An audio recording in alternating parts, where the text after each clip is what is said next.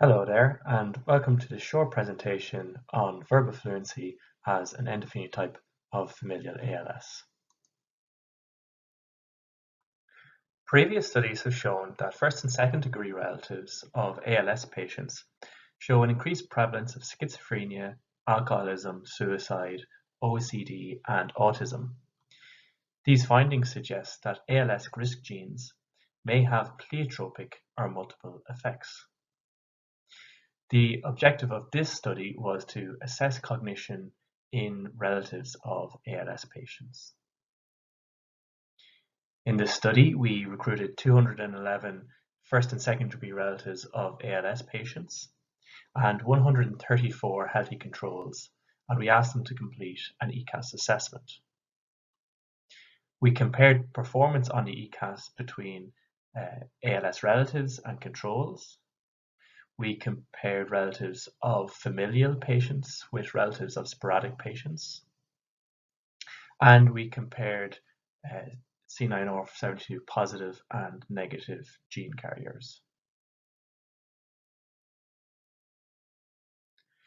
We found that ALS relatives performed significantly worse than controls on ECAS total, ECAS ALS specific, language and verbal fluency scores. However, after controlling for multiple comparisons, only verbal fluency remained significant with a moderate effect size.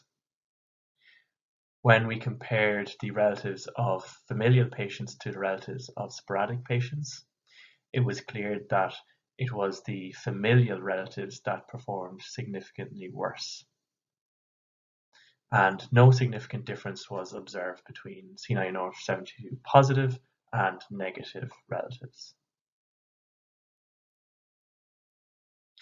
The verbal fluency deficits identified may signify disruption of frontostriatal circuits and the supervisory attentional system.